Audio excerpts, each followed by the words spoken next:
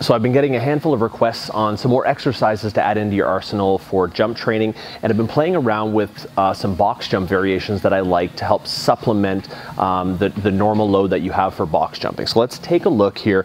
We're actually going to perform a seated box jump variation that helps to elicit a little bit more of the stimulus you would get through a 2-foot full approach. So we all know that with 2-foot full approach, as we come to a takeoff position, more often than not, we're not hitting that takeoff position with parallel feet, meaning our plant foot and block foot are not quite parallel. They're usually open, or hips are open to the target we're jumping toward.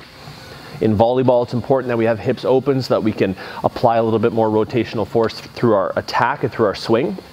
And through a normal jump attempt, the plant and block on a little bit more of an open angle gives that block foot some more surface area to apply a harder braking mechanism to the floor, which helps us travel vertically a little faster.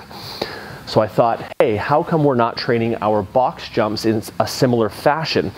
We do a seated box jump to help with relative power output and power from a momentumless state here.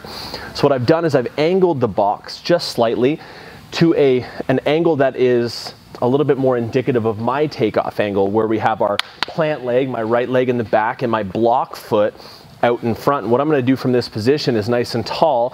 I'm going to drive from the box to the landing through a little bit of rotational force, and what this helps to put some of this same type of stimulus into our joint structure, so that when we approach a jump, our body is used to amortizing power in these shapes here.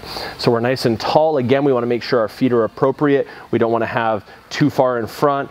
We want to have that nice, like just outside a hip width position from here. Nice and tall, big breath in, arms can come back, exhale, and up to the box. Good, we can go again. Sorry, that was my first jump in about an hour. I probably should have warmed up for this, but you know, that's just how it is. Nice and tall here, and you're gonna apply force, and we're gonna get some rotation out of the bottom, and then up to our box. Big breath, up to our box. So play around with this variation. This is something that I wouldn't say replaces a seated box jump square to a target, because again, we wanna make sure that strength and conditioning wise, we aren't over biasing one side, because when it comes down to the reps of your jump, you're going to get a lot of loading to one side. But this is a good supplementary exercise, a good variation of box jumping that you can add to your arsenal. I'll put some sets and reps below in the video. And as always, thank you. See you in the next one.